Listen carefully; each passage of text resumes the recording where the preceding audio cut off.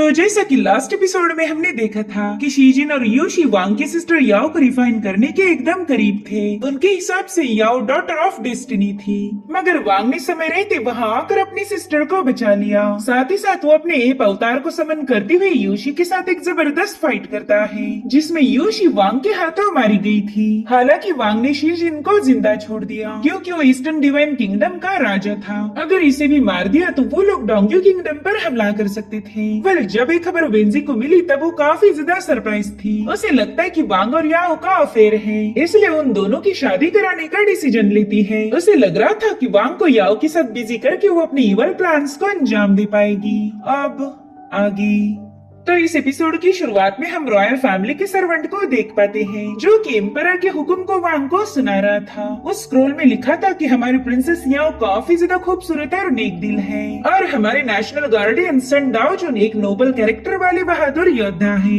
इन दोनों की प्रेम कहानी अब पूरे कॉन्टिनेंट को पता चल चुकी, जिसके चलते मैं एम्परर युआन हाओ इन दोनों के रिश्ते को ब्लेसिंग देते हुए इन दोनों की शादी कराने का ऑर्डर देता हूँ। अब वो सर्वेंट वांग से कह रहा था कि प्लीज इस स्क्रोल को एक्सेप्ट कीजिए। जो सुनते ही मंकी डाओई तुरंत ही जाकर उसका स्क्रोल वांग के पास लाकर पटक देता है। अब उस सर्वेंट के वहाँ से जाने के बाद वांग कह रहा था कि हम जिस भी बात को छुपाने की कोशिश करते हैं वो उतनी ही जल्दी रिवील हो जाती। आज न कल पूरी दुनिया को ये बात पता चल जाएगी कि मैं याओ का भाई हूँ, और साथ ही मैं इस रॉयल फैमिली की सारी हकीकत लोगों के सामने लेकर आऊंगा। वैसे भी उस एम्परर ने शादी फिक्स कर ही दी है, तो इस बहाने मैं वूयू पैलेस में जाकर रह सकता हूँ ताकि मैं अपनी सिस्टर याओ को प्रोटेक्ट कर पाऊंगा। इधर एम्परर खराटे मार रहा था कि तभी उसका सर्वेंट जाकर उसे बताता है कि आपने शादी का ऐलान करते ही सन डाओजुन तो वूयू पैलेस में ही जाकर शिफ्ट हो गया। वो तो अब याओ के साथ मूव हो चुका है। जो सुनते एम्परर काफी ज्यादा भड़क गया। वो कहने लगा कि पहले ही सन डाओजुन ने मेरे सारे प्लान्स फेल कर दिए और अब वो वहाँ जाकर मेरी मुसीबतों को और बढ़ा रहा। मुझे तो उस पर इतना ज्यादा गुस्सा आ रहा है कि मैं अभी जाकर उसे खत्म कर दूं। जिस पर वो सर्वेंट कह रहा था एम्परर प्लीज शांत हो जाए, वो सन डाओजुन काफी ज्यादा पावरफुल है, उसके साथ पंगे लेना हमारे लिए सही डिसीजन नहीं होगा। आपको तो पता है ना उसके पास आपकी राजगद्दी छीनने का भी अधिकार है। जो सुनते एम्परर अपनी सर्वेंट को चाटे लगाते हुए कह रहा था कि तुम्हें क्या लगता है मैं ये बात नहीं जानता? बेवकूफ कही कि मुझे सब पता है कि मैं उस सन डाओजुन को उकसा नहीं सकता। अब हम उसे नहीं बल्कि याओ को परेशान करेंगे। जाओ जाकर याओ के क्लैन को पूरी तरह से वाइप आउट कर दो। इस काम को अंजाम देने के लिए जो डीमंस हमने कैद किए हैं उन्हें रिहा करना होगा। इस तरह से हम उस कैरेक्टरलेस याओ को पूरी तरह से क्रश कर देंगे। इधर याओ और वांग के दरमियान एक डिस्कशन चल रहा था। याओ कहती है कि एम्परर युआन हाओ को शीजिन के 2 लाख ट्रूप की आर्मी चाहिए थी। ये बात तो मैं समझ सकती हूँ, लेकिन वेंजी तो कल्टीवेशन की प्रैक्टिस करती है, फिर उसे इस हेवनली सोल ब्लड थर्स्टी पिल की क्या जरूरत थी? आखिर वो उस पिल को हासिल करके क्या करना चाहती होगी? जिस पर वांग कहने लगा कि हमने वेंजी का जो फॉर्म देखा है शायद ये उसका ट्रू फॉर्म नहीं होगा। याओ तो ये सब सुनकर ही हैरान हो गई। वो कह रही थी कि तुम्हारा मतलब वेंजी कहीं पर सीक्रेटली कल्टीवेट कर रही है। उतने में ही मीशंग काफी ज्यादा पैनिक हालत में वहाँ पर पहुँच गई। वो इन दोनों को बता रही थी कि अभी भी प्रिजन के गार्ड ने मुझे इन्फॉर्म किया कि एम्परर युआन हाओ ने 2 डीमन जनरल्स को आजाद करके गाओलिन काउंटी में भेज दिया है। जो सुनते ही याओ काफी ज्यादा पैनिक हो गई, क्योंकि गाओलिन काउंटी में तो उसके अंकल रहते थे। जिसके बाद हमें गाओलिन काउंटी का मेन डोर दिखाया गया, जहाँ पर एम्परर युआन हाओ ने अपने डीमन जनरल्स को हुक्म दिया कि जाओ जाकर गाओलिन काउंटी के सभी लोगों को खत्म कर दो। ये मिशन पूरा होते ही मैं तुम्हारे डेथ सेंटेंस को माफ कर तुम दोनों को 10,000 गोल्ड टेल्स रिवॉर्ड दूंगा, जिसका यूज कर तुम अपनी जिंदगी की एक नई शुरुआत कर सकते हो। तो दोनों बंदे काउंटी की तरफ आगे बढ़ते हैं। इनमें से एक था ग्रेडी डीमन, जिसका वेपन एक गोल्ड कॉइन था, और वो जिसके कंधे पर सवार है वो था एक वॉर डीमन। ग्रेडी डीमन कह रहा था बड़े भाई चलो इस दरवाजे को तोड़ दो, हम इस काउंटी के सभी लोगों को खत्म कर देंगे। जो सुनते उस वॉर डीमन ने अपने एक ही ब्लो में उस डोर को ब्रेक करके वो लोग गाओलिन काउंटी में घुस गए। अब वहाँ मुझे सिपाही तो इन दोनों को देखकर ही पैनिक हो गए थे। वहीं पर ग्रेडी डीमन अपने गोल्ड कॉइन को एज ए वेपन यूज करते हुए इन सिपाहियों को खत्म कर उनकी तलाशी लेने लगा, मगर वो देखता है कि इनके पास तो एक भी गोल्ड कॉइन नहीं है, जिससे तो ग्रेडी डीमन काफी ज्यादा भड़क गया। किया और उतने में वहाँ पर गॉब्लिन काउंटी के लीडर सीनियर लान की एंट्री हो गई। वो इन डेमन से पूछ रही थी कि बताओ तुम दोनों को आजाद किसने किया। खैर तुमने यहाँ आकर बहुत बड़ी गलती कर दी, अब तुम दोनों को मरना होगा। जिसके बाद वो अपनी अम्ब्रेला लेकर वॉर डीमन पर हमला करने के लिए रवाना हो गया, लेकिन वॉर डीमन अपना मेस घुमाते हुए उसे काफी दूर पुश कर देता है। उसकी पावर को विटनेस करने के बाद मास्टर लान कह रहा था कि देखो मेरी गॉब्लिन काउंटी की तुम्हारे साथ कोई दुश्मनी नहीं है, तो तुम बेवजह यहाँ पर क्यों तमाशा कर रहे, क्यों तुम हमारे मासूम लोगों को मारना चाहते हो। जिस पर ग्रीडी डीमन हंसते हुए कहने लगा कि हमें तुम्हारी काउंटी के लोगों को सारा खजाना लूट कर इन्हें जिंदगी से आजाद करना है, इससे हमारी भी प्रॉब्लम सॉल्व हो जाएगी और उनके भी। साथ ही अपने बड़े भाई को हुक्म देता है कि जाओ और इन सभी लोगों को खत्म कर दो। अब वॉर डीमन आगे बढ़ पाई इससे पहले उस पर ड्रैगन स्टाफ से अटैक होकर वो काफी पीछे ढकेला गया। दरअसल वांग वहाँ पर आ चुका था। मास्टर लान वांग से पूछ रहे थे कि आप एग्जैक्टली हो कौन। उन्हें कोई आइडिया नहीं थी कि उन्हीं का नेफ्यू वांग है। तो वो मास्टर लान को बताता है कि मैं डोंगशन सूट सिक का इमॉर्टल गार्डियन हूँ। दरअसल प्रिंसेस याओ ने मुझे आपकी हेल्प करने के लिए यहाँ भेजा था। इधर ग्रीडी डीमन कह रहा था कि सन डाजुन तुम तो काफी ज्यादा फेमस हो। जिस पर वांग कहने लगा देखो तुम्हारी हमसे कोई दुश्मनी नहीं, इसलिए चुपचाप से पीछे हट जाओ, फिर शायद ऐसा भी हो सकता है कि मैं अपना दिल बड़ा करके तुम्हें जिंदा छोड़ दूं। जो सुनकर ग्रेडी डीमन हंसते हुए कहने लगा कि शायद तुम्हें पूरा यकीन है कि तुम मेरे बड़े भाई को हरा सकते हो। बड़े भाई देखो तो ये बंदा आपको काफी ज्यादा हल्के में ले रहा। जो सुनते ही वॉर डीमन गुस्से में अपनी पावर को रिलीज करते हुए वांग को डराने की कोशिश करने लगता है। मास्टर लान वांग को बता रहे थे कि वॉर डीमन ची कंडेंसेशन की पहली लेवल पर है। इसने 1000 से भी ज्यादा लोगों को खत्म किया, इसलिए आप इसे बिल्कुल भी कमजोर मत समझना और ना ही इस पर कोई रहम दिखाना। अगर इसे जिंदा छोड़ दिया तो पता नहीं है और कितने लोगों को मार देगा। तब तक वॉर डीमन वांग पर हमला करने के लिए जंप लगा चुका था, मगर वांग अपने ड्रैगन स्टाफ के एक ही फटके में उसे गेट पर पटक देता है। ये सब देखकर तो ग्रीडी डीमन और मास्टर लान काफी ज्यादा हैरान हो गए। वहीं पर ग्रीडी डीमन वांग पर भड़क गया था। वो कहता है कि तुमने मेरे बड़े भाई को मार दिया और वो भी सिर्फ एक ही स्ट्राइक में, अब मैं तुझे जिंदा नहीं छोड़ूंगा। जिसके बाद वो अपने गोल्ड कॉइन्स रिलीज करते हुए वांग पर हमला कर देता है। मास्टर लान बता रही थी कि ये गोल्ड कॉइन्स काफी ज्यादा भयानक है, इन्हें अपनी बॉडी से बिल्कुल भी टच मत होने देना वरना ये गोल्ड कॉइन्स आपको मार देंगे। लेकिन तभी वांग देखता है कि मिंगलांग तो इन गोल्ड कॉइन्स को लेकर काफी ज्यादा एक्साइटेड हो गई। वो कह रही थी वाह ये तो बड़ा ही मस्त ट्रेजर है, लड़के इस अटैक को बिल्कुल भी डॉच मत करना, ये कॉइन्स मेरे लिए काफी ज्यादा यूजफुल होंगे।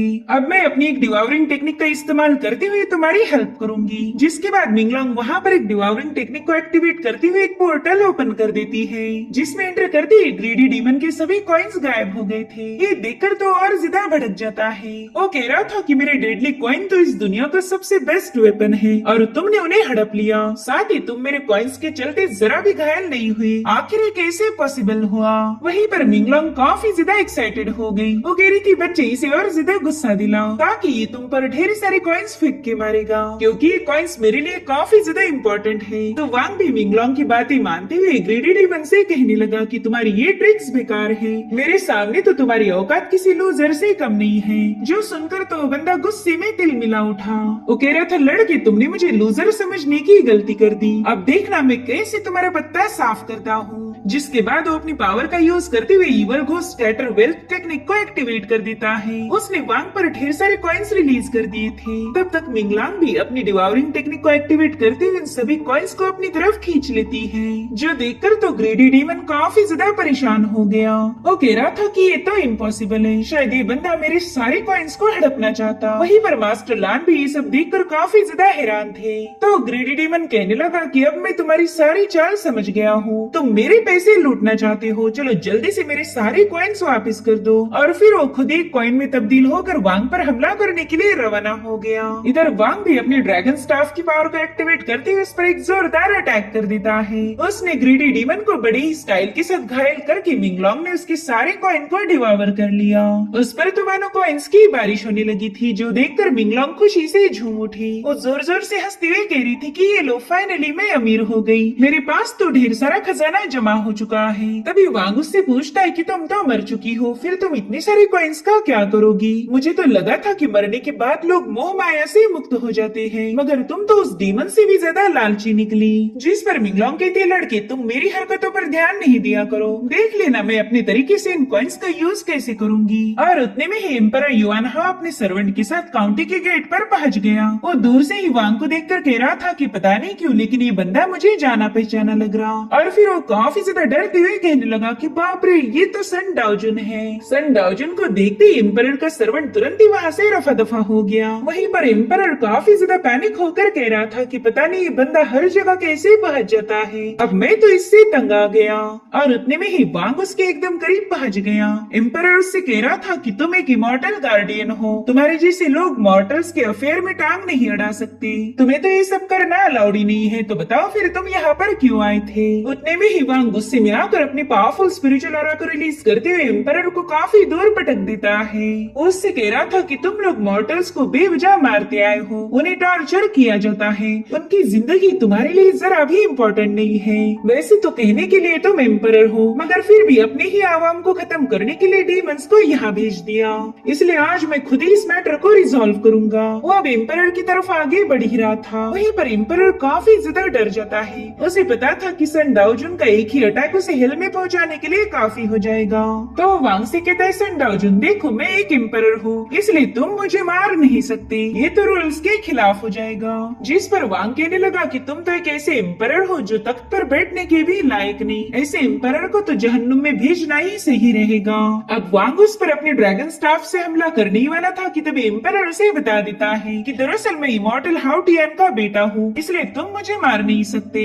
यानी कि एम्प्रेस वेंजी और हाउटियन का अफेयर था और उन दोनों ने मिलकर पुराने एम्परर को धोखा देते हुए अपने दो बच्चे पैदा कर लिए। एक था एम्परर युआन हाओ और दूसरा था युआन चेन। एम्परर वांग से कह रहा था कि अगर तुमने मुझे मारा तो मेरा बाप तुम्हें जिंदा नहीं छोड़ेगा। वांग भी ये सुनकर काफी ज्यादा शॉक हो जाता है। तब तक एम्प्रेस वेंजी भी वहाँ पर पहुँच गई। वो वांग से कह रही थी कि प्लीज इस पर रहम दिखाओ, इससे बहुत बड़ी गलती हो गई। एम्परर हाओ भी अपनी माँ के पास जाकर फूट फूट कर रोने लगा। वो कह रहा था प्लीज मुझे इस राक्षस से बचा लीजिए। तो वेंजी वांग से कह रही थी कि सन डाओजुन प्लीज अपने गुस्से को शांत कीजिए। दरअसल एम्परर को खबर मिली थी कि इस काउंटी में हमारे खिलाफ बगावत हो रही, इसलिए वो अपनी तरफ से इसे सप्रेस करने के लिए यहाँ आया था। लेकिन मेरे ख्याल से हमें दी गई खबर झूठी थी। उसके यहाँ आते ही आपको लगा होगा कि ये सब एम्परर का ही किया धराया है, जबकि इसमें तो एम्परर का कोई रोल नहीं था। वेल यहाँ पर वांग अच्छे से जानता है कि ये दोनों झूठ बोल रहे हैं, मगर वो वेंजी की बात को मानकर एम्परर को जिंदा छोड़ देता है। वो कह रहा था कि अगर इसने आइंदा से कोई भी गड़बड़ी की तो मैं इसे खत्म करके किसी और को तख्त पर बिठा दूंगा।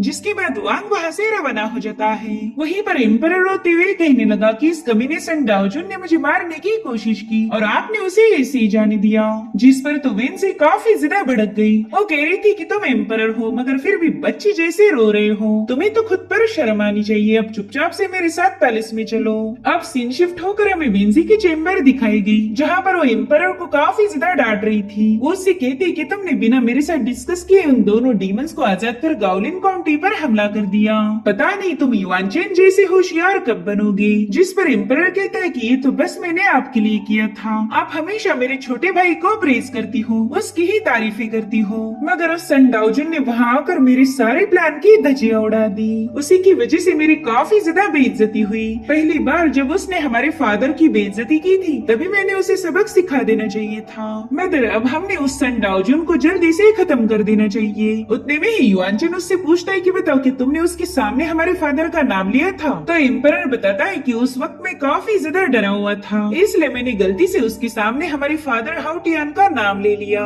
और जैसे ही सन डाओजुन ने हमारे फादर का नाम सुना उसने मुझे जिंदा छोड़ दिया। मगर वेंजी अब काफी ज्यादा भड़क गई थी। उसने तो सीधे जाकर युआन हाओ को अपनी इवल पावर से चोक करना शुरू कर दिया। वो कह रही थी पता नहीं मैंने तुम्हारे जैसे लूजर को जन्म क्यों दिया, तुम्हें तो पैदा होते ही गला घोट कर मार देना चाहिए था। सच बताओ तो तुम किसी काम की नहीं हो, उल्टा मेरी हर एक प्लानिंग को बर्बाद करके तुम उस डाओ जिन की मदद कर रहे। तभी एम्परर मछली जैसे फड़फड़ाती हुई अपनी माँ से माफी मांगने लगा। वो कह रहा था कि प्लीज मुझ पर रहम कीजिए, मैं जानता हूँ मुझसे बहुत बड़ी गलती हो गई। मैं आपसे प्रॉमिस करता हूँ कि आइंदा से मैं आपको पूछे बिना कोई एक्शन नहीं लूंगा।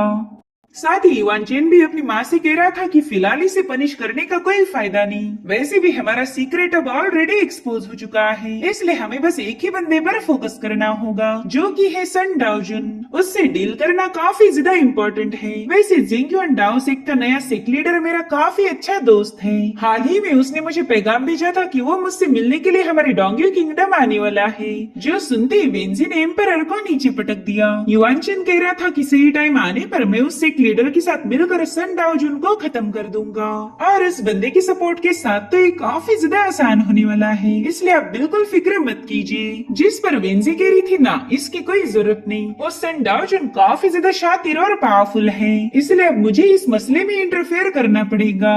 मेरे अलावा तो तुम दोनों में से कोई भी उसे हरा नहीं सकता। अब तुम दोनों बस चुपचाप से तमाशा देखते जाओ कि मैं कैसे उसकी वाट लगाती हूँ। और इसी के साथ एपिसोड यहीं पर एंड हो जाता है। Thank you so much for watching. Bye bye, take care.